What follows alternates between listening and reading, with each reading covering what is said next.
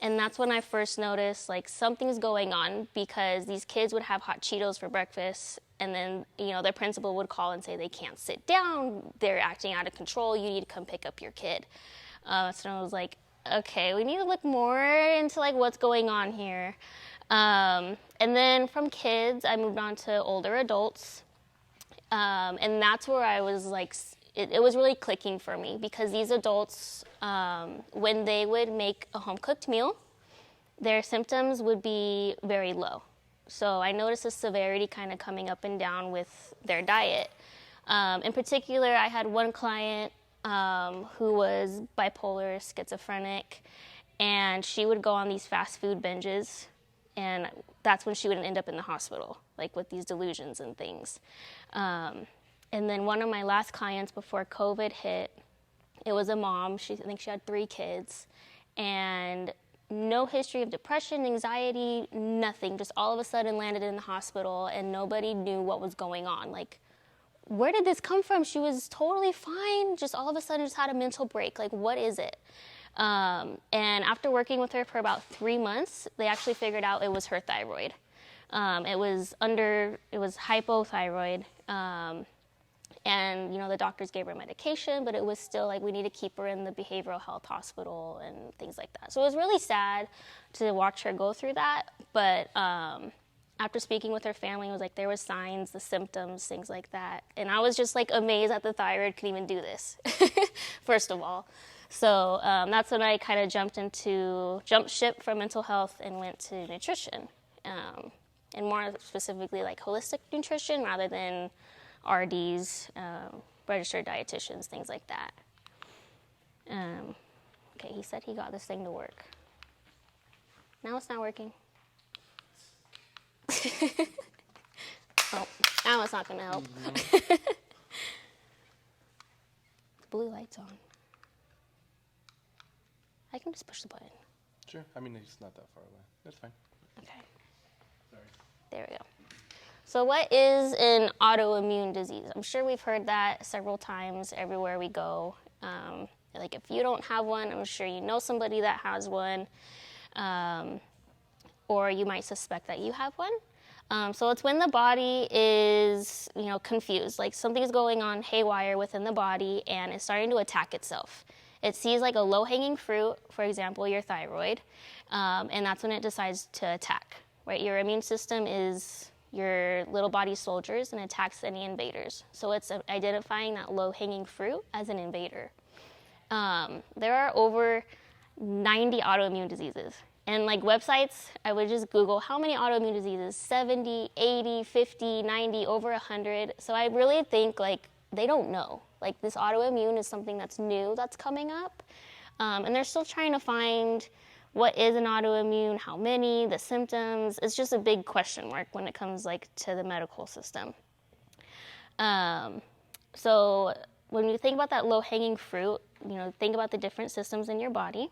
So you have Crohn's, the digestive system, multiple sclerosis, nervous system, psoriasis, skin, and rheumatoid arthritis, joints. Those are just some examples of some autoimmune diseases and their systems that are attacked.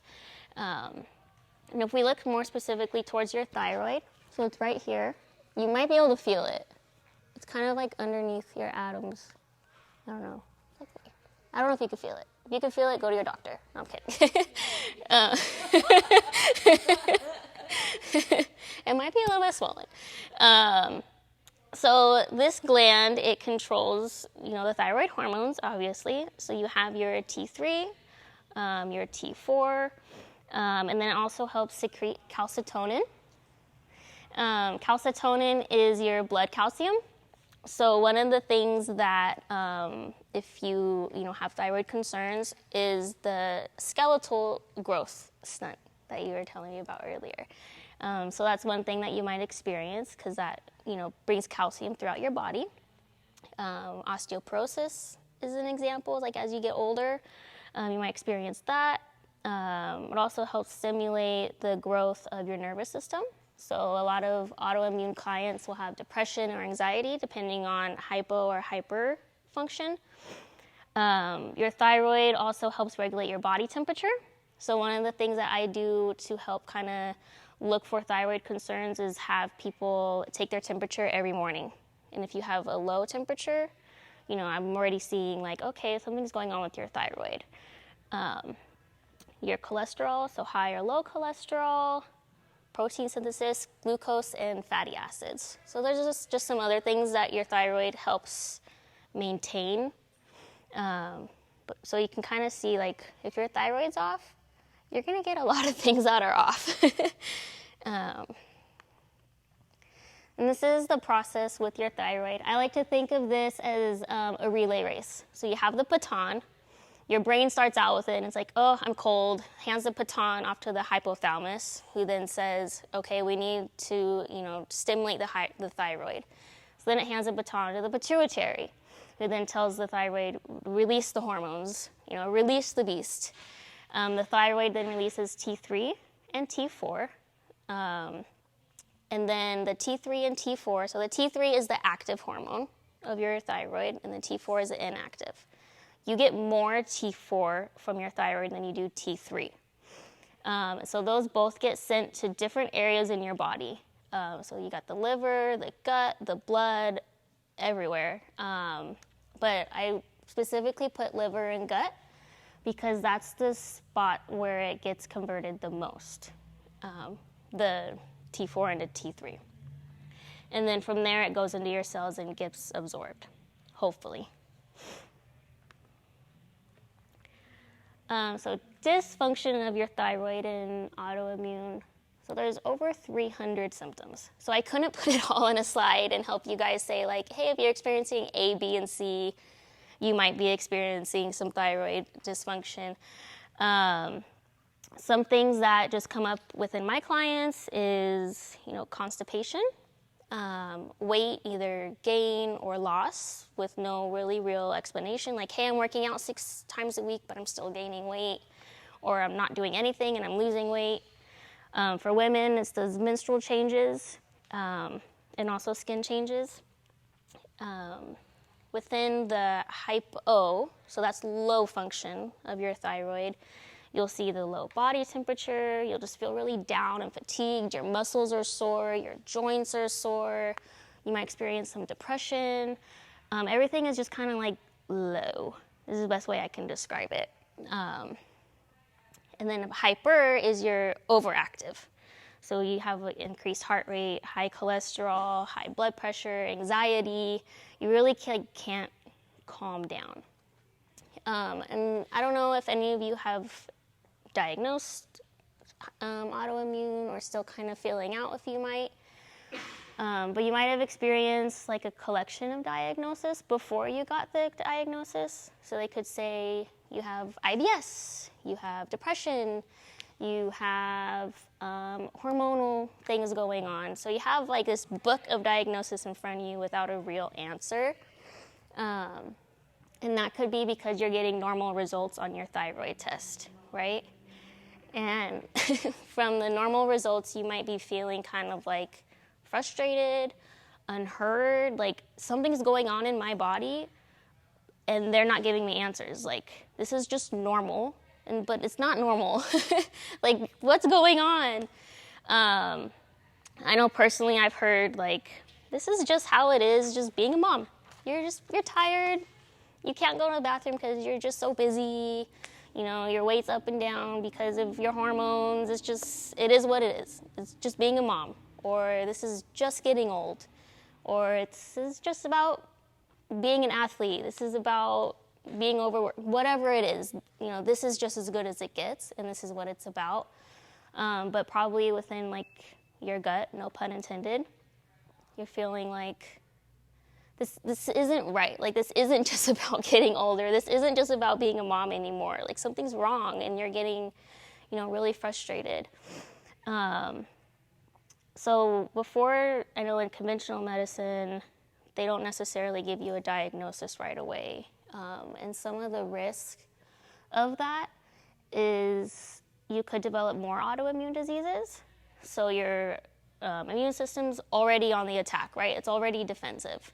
And if you have something else that's like not functioning that great in your body. Like for example, like in women, your ovaries. So that could start attacking your ovaries, and you could develop premenopausal symptoms in your 30s, just because it's something that's under functioning and your immune system's already on the attack. So that's one risk of not treating it. Not treating the root cause of it, because your thyroid might be doing a lot better, but the root cause isn't. So it's gonna, aim for another area in your body, another autoimmune disease, anything that's not functioning well.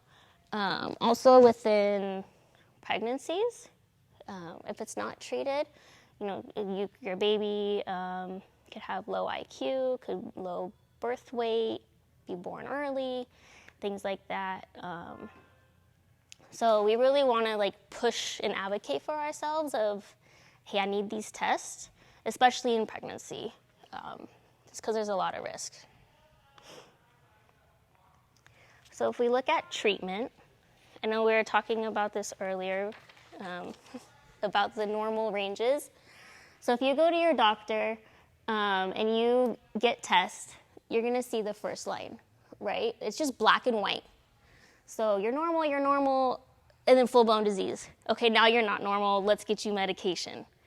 And then this is like a functional perspective.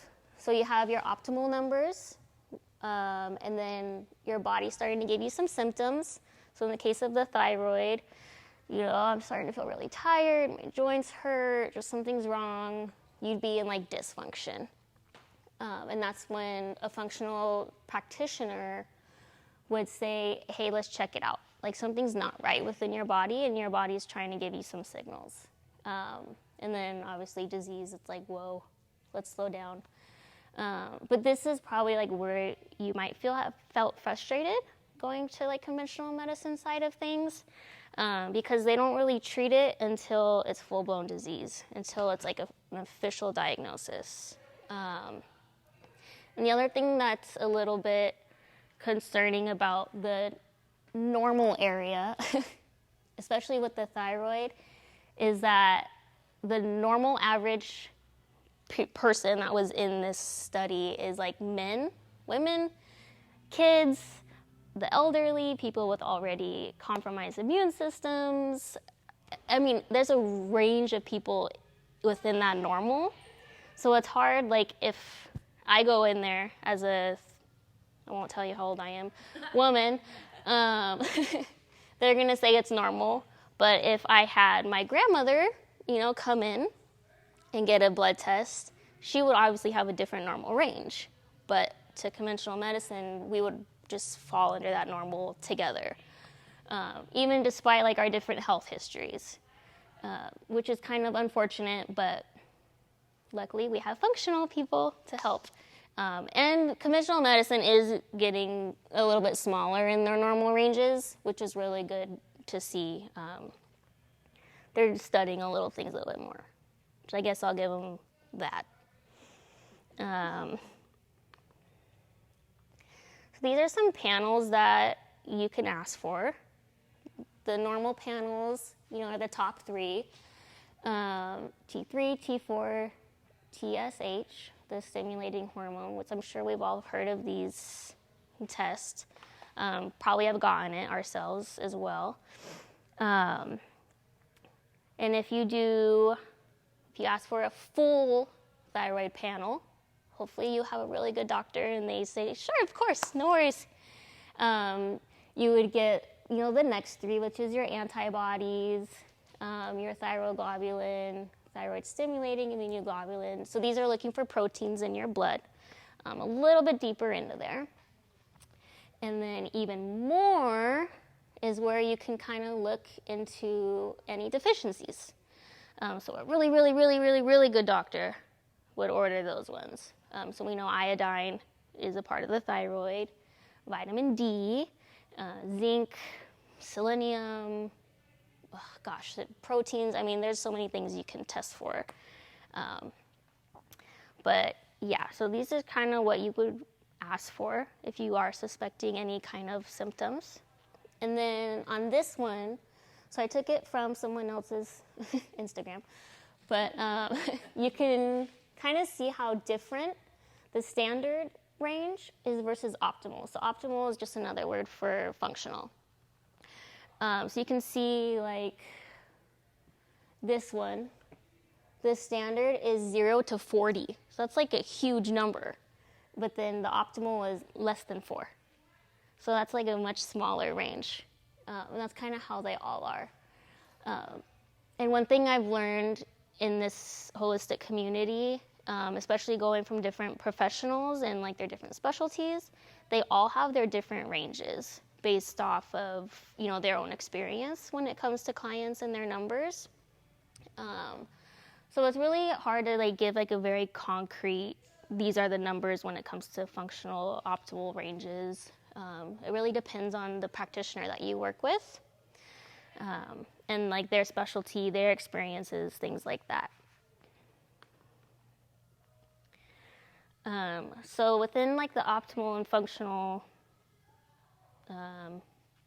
people, we always look for a root cause. And the thyroid is so sensitive. It's our little sensitive butterfly that we just want to hug and make sure that we're treating well. Some of the root causes that we could look for is your nervous system, stress, right? Stress affects everything. Your blood sugar. So I'm sure you've probably heard of blood sugar regulation, the blood sugar roller coaster. That's something daily that we can do to, I guess, minimize. Your adrenals. Those are the little beanies on top of your kidneys. And those little guys are so powerful. They control the fight or flight response. Your liver, which the liver does not get enough, attention. Like, it's so important that it's like a huge organ. Your gut, and then hydration. So some of the things that we know when it comes to autoimmune, especially thyroid, your liver and gut is where that conversion happens of the T3, T4. And if your liver is overworked from toxins or anything else that's going on in there, it's not going to convert the T3, T4. It's just going to put it on the back burner. Same thing with the gut. If it's inflamed, if it's leaky gut, something going on in there, it's going to put it on the back burner. Your adrenals. If you're in fight or flight, it's not even going to worry about that in the time because you're running away from a tiger and all you need is your muscles. You don't need your thyroid at that time. Hydration. If your cells aren't hydrated, it's not going to accept that T3 at all. You know, they're shriveled up and they're like so sad.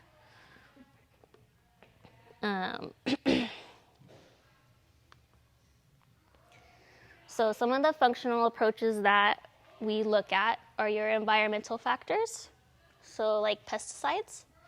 One client that I had coming right out of school, she wanted help with her thyroid. And she said, my whole family had it.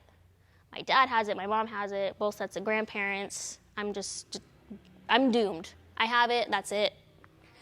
And so she was convinced it was genetic, which, yes, there is a genetic component to diseases and things like that.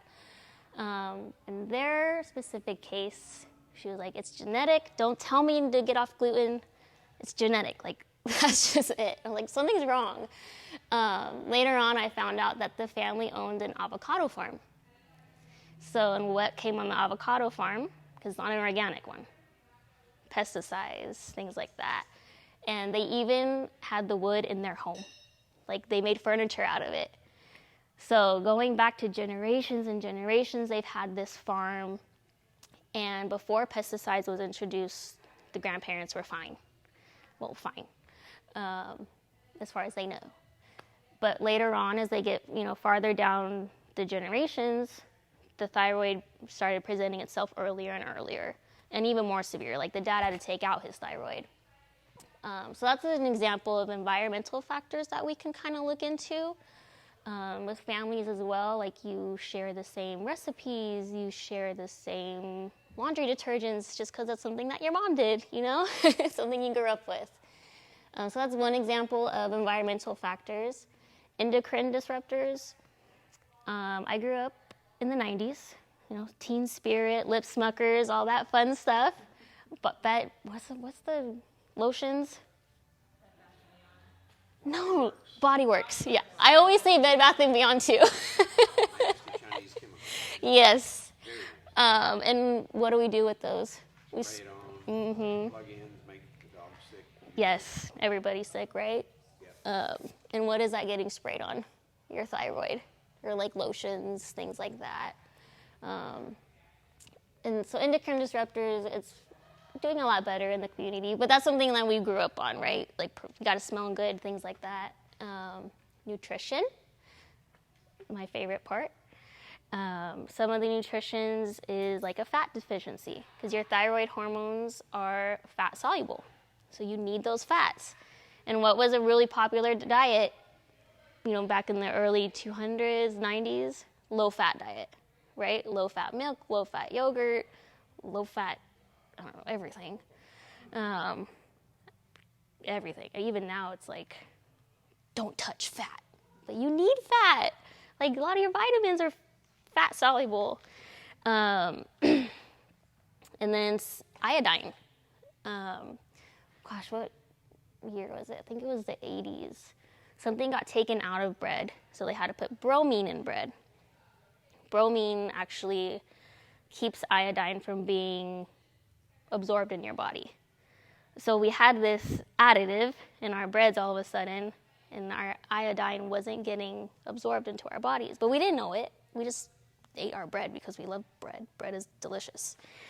Some other things that disrupt iodine is fluoride, which is everywhere. Aluminum, our favorite pans, right? Mercury, which is in our fillings. What else? Fish. So yeah, when we look at nutrition, we really want to look at some deficiencies, the synergistic nutrition or nutrients, things like that, vitamin C, selenium, etc. Medications. What medications are you on or have you taken that could be preventing your thyroid from running optimally? One big medication that comes up is birth control and Tylenol, because Tylenol messes up like the liver a little bit. And then the lovely stress response. I feel like we live in a very stressful world. Even like going to work, oh, I'm running late. Okay, crap, I got another red light. Oh, there's so much traffic. Oh my gosh, my kid forgot their homework. And that's all like in your 15-minute drive to work, right? Just stress, stress, stress, stress. And I don't know if you guys have heard of the stress response before, but it starts in fight or flight. And then it goes into the slower resistant reaction. So this is this long-term, sustained fight that our bodies get kind of stuck in. And this is where the adrenals come in as well. It really prepares our bodies, which is great. Our bodies are really smart. It prepares our bodies for this just long-term stress, right? Like if you are in, I don't know, a war zone, your body is going to kind of calm down. It's going to arrest some things that it doesn't need in order to keep up the stress and keep you alive. And one of those things is glucose for energy. And that's where the thyroid comes in, because it'll help produce that glucose. So I don't know if anybody who has thyroid, but you might see some like diabetes, insulin resistance, things like that come up. And then that's where exhaustion comes in. Your body just eventually gives up and gets exhausted from all the stress. So that is a huge part of a lot of conditions that we see, is just the stress response. So I guess one question you can ask yourself is, did any of these symptoms occur or start after a really big stressful event in your life? Because that would be a huge indicator. Some things that you could do right now, right away, go home and go ahead and start this. One is build your team. So finding these support systems within your community. We have them here. I'm new to Temecula area, probably of about 4 or 5 years. And the support system, especially within the holistic community, is amazing. Like, I'm finding people every day, and I'm like, oh, I just want to be your best friend. One thing you could do for nutrition is support your local farmers. Talk to them at the farmers market. You know, what pesticides do you use? What do you use? Anything? A lot of them will tell you, you know, yes or no, but they're so open to tell you what they do. They want your service. You know, they want your support. So talk them up. Find your local farms for meat and produce, dairy, and well, you can't go on dairy. No, I'm kidding. Trusted brands. There's a lot of local brands around here as well. Or just brands in their local market that are really good. Like one would be, I don't know. I want to say Primal, but they got bought out. So I'm like watching their ingredients every time I buy them. I just don't trust them anymore. What? Pasture birds? As what? You're talking about Primal Pasture? No, the Primal, Oh, Primal Kitchen. yeah. Oh, their condiments and all that. Yeah. So sad. So like, I keep reading their ingredients because I'm like, something's going to pop up. Yeah. It's only a matter of time. I thought you were talking about Primal Pasture. No. The farm here local. Yeah, they're good. They're good. They're great. No corn or soy. Your practitioners, so find a doctor who listens to you and, you know, will advocate for you. Someone who really trusts you and your body. You know, you don't want a doctor feeling like they know more than you. You know, oh, you don't need that. No, you're fine. You're fine. We'll wait. If there's a doctor there who you can really depend on and trust. Your chiropractor. They help a lot. Massage, getting those lymph nodes moving, flowing, releasing some stress. A nutritionist, and a therapist, because that's going to help release some stress. Maybe talk and identify some stressful events that happened in your life. Really help you cope through that stress. Some self-care, so beauty products. There's some really great local beauty products that are clean, that are great for your body, and do the same thing as Dove would do, if not better. I switched to tallow, and I never thought I would rub beef fat on my face, but here I am, and like I love it. Same with my kids. My kids only use tallow soap, and I'm like, oh, your skin is so nice. I love this. Essential oils, you know, they have very powerful different kind of things for that as well. Your cleaning products, no more Fabuloso, go with the vinegar, Branch Basics. There's so many different options now, which is so great. And they're cheap, which is like vinegar. I go to Costco and spend, what, $5? And like I can clean my house for a year. I don't, but I could. A good group of friends and relaxing hobbies. You know, friends that can just be there for you to vent through. If you're feeling tired someday, that they can come and help you out with your kids, cook for you, things like that. And hobbies. We all need hobbies and self-care. We all do. At home, drink clean water. The tap is not something that we should be drinking, you know, or using, especially because it has those heavy metals, the fluoride that we talked about. Reduce stress. I know, easier said than done. I know. I'm just going to leave it at that.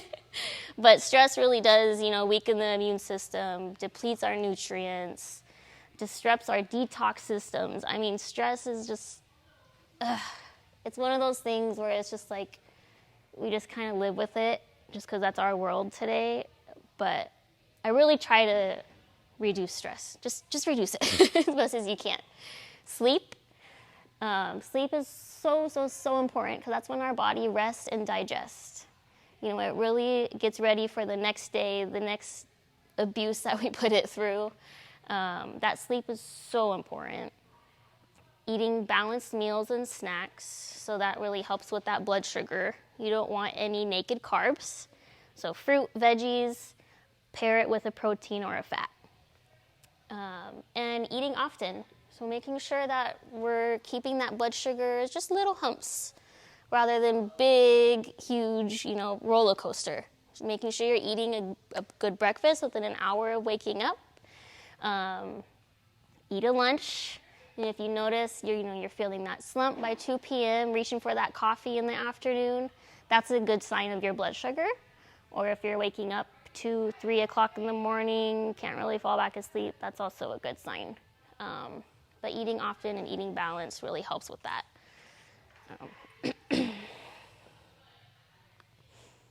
And yeah, I think I got too fast.